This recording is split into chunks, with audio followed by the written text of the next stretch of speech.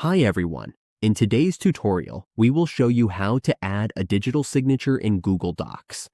A digital signature is perfect for contracts, approvals, or any document that needs verification.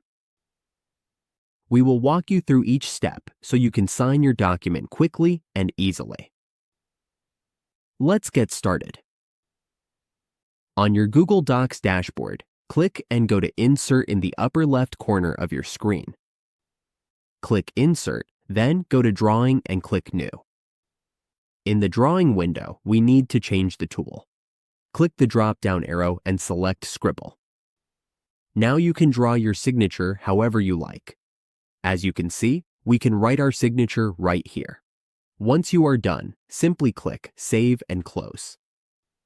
Your signature will now appear in the document, and you can resize it to fit your needs.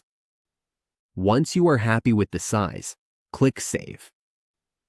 And that's it. We have successfully added a signature to a document in Google Docs. Your document is now signed and ready to share.